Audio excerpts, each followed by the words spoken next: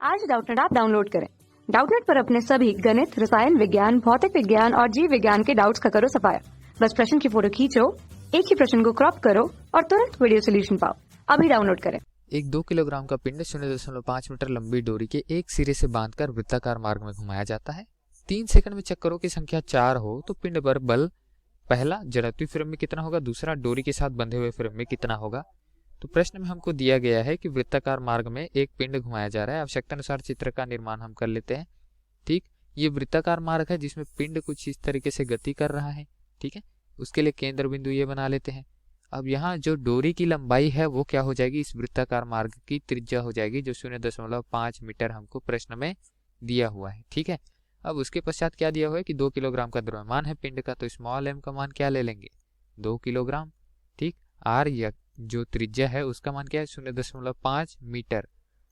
अब ये भी दिया हुआ है कि 3 सेकंड में ये 4 चक्कर लगा रहा है। ठीक है, तो उसके लिए हम क्या निकालेंगे, यहाँ पर कोणीय वेग का मान निकाल लेंगे, क्योंकि दोस्तों कोणीय वेग क्या होता है, ओमेगा से प्रदर्शित करते ये होता है 2 पाई एन के बराबर, जहां पर एन क्या चीज है, एन चक्करों की संख्या है प्रति एकांक समय पे। लेकिन यहाँ पर समय का मान हमको 3 सेकंड दिया गया है, तो वो समय जो है वो नीचे आ जाएगा। ठीक है, तो इस तरीके से हम क्या लिख देंगे, n बराबर 4 चक्कर प्रति 3 सेकंड। तो इससे प्रति सेकंड में निकलने वाले चक्करों की संख्या हम ज्ञात कर सकते हैं। ओमेगा का भी मान यहाँ पर ज्ञात करेंगे तो 2 पाई n की जगह 4/3 हम रख देंगे। ठीक है, इसीलिए यहाँ पर लिखे हुए हैं।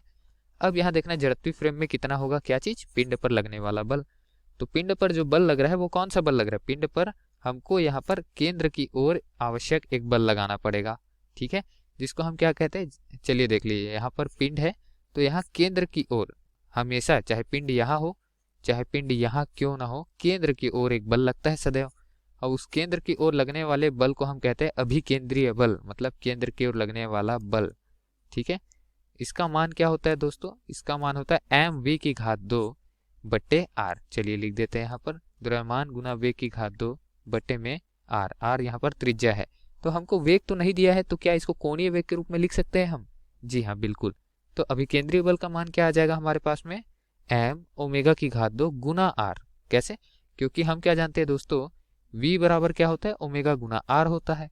तो v की जगह ओमेगा r लिखे तो यहाँ ω/2 r/2 आया, r/2 से एक r कट गया और हमारे पास में अभिकेंद्रीय बल, ठीक है, उसका मान क्या आ गया हमारे पास में, यहाँ पर लिख देते हैं। ये किसके लिए है, पहले स्थिति के लिए है, जड़त्वीय फ्रेम के लिए। तो अभिकेंद्रीय बल का मान क्या आ गया हमारे पास में, वो आ गया m ω/2r। ठीक है, अब यहाँ पर मान रखते हैं क्रमशः। तो m का मान क्या दिया है हमको, m का मान 2 किलोग्राम दिया है। ओमेगा का मान क्या रखना है, 2 गुना पाई गुना n। तो n की जगह क्या रखेंगे, 4/3 गुना त्रिज्या का मान क्या दिया, 0.5 मीटर। हल करेंगे हम और गणना करने के पश्चात पाई का मान 3.14 रख देते हैं यहाँ पर ना, 3.14 ये पाई का मान हो गया। अब हल करते हैं हम, और हल करने पर मान क्या आ जाएगा हमारा, लगभग 70.1 न्यूटन। तो इतना मान हमारे पास में जो बल था जड़त्वीय फ्रेम के लिए अभिकेंद्रीय बल, उसका मान आया हुआ है। ठीक है, अब ये प्रश्न के पहले भाग का उत्तर है दोस्तों। दूसरे भाग की ओर चल पड़ते हैं, तो दूसरे भाग में क्या कहा है देख लेते हैं। दूसरे भाग में कह रहे हैं कि डोरी के साथ घूमते हुए फ्रेम में कितना होगा। तो डोरी के साथ जो फ्रेम घूम रहा है उसी फ्रेम में तो ये रखा हुआ है जो पिंड दिया है हमको।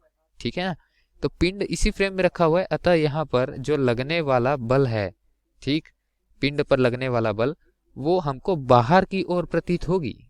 ठीक है, बाहर की ओर क्यों प्रतीत होगी, क्योंकि सदैव अंदर की ओर बल लगाना अनिवार्य है। अब अंदर की ओर जो बल लगाया जा रहा है वो तो रस्सी के तनाव बल द्वारा दिया जा रहा है।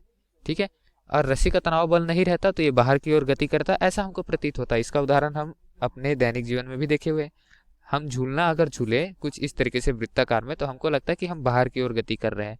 ठीक है, आप अगर हाथ में बाल्टी ले लो और स्वयं घूम जाओ तो बाल्टी जो है वो बाहर की ओर गति करने का प्रयत्न करेगी, क्योंकि आप अंदर की ओर रखने के लिए अपने हाथों द्वारा तनाव बल उसको लगा रहे हो। ठीक है, तो इस तरीके से हम क्या बता सकते हैं कि डोरी के साथ घूमते हुए फ्रेम में जो बल है उसका मान जो है वो भी इतना ही होगा, 70.1, जो कि बाहर की तरफ प्रतीत होगा। जबकि अगर हम अजड़त्वीय फ्रेम की बात करें तो अजड़त्वीय फ्रेम में क्या होता है, अजड़त्वीय फ्रेम में यहाँ पर जो बल लग रहा है पिंड पर, उस पूरे बल का मान 0 है, क्योंकि यहाँ पर बाहर की तरफ एक बल लग रहा है, आभासी बल mv/2/r, जो अंदर की तरफ डोरी पर लगने वाले तनाव बल से संतुलित हो जा रहा है। अतः यहाँ पर संतुलन की स्थिति है, त्वरण शून्य है, तो कोई बल यहाँ पर कार्य नहीं कर रहा है। लेकिन डोरी के साथ घूमते हुए फ्रेम में देखें तो भी बल का मान यही आएगा। दिशा क्या हो जाएगी? दिशा हो जाएगी बाहर की ओर, ऐसा हमको प्रतीत होता है, वास्तव में नहीं होता। ठीक है, तो ये दिए गए प्रश्न का ये हमारा उत्तर है दोस्तों। धन्यवाद। कक्षा 6 से 12वीं से लेकर नीट, IIT, JEE वो एडवांस के लेवल तक 1 करोड़ से ज्यादा छात्रों का भरोसा। आज ही डाउनलोड करें डाउटनेट ऐप या व्हाट्सएप करें अपने सारे डाउट्स 8400 400 400 पर।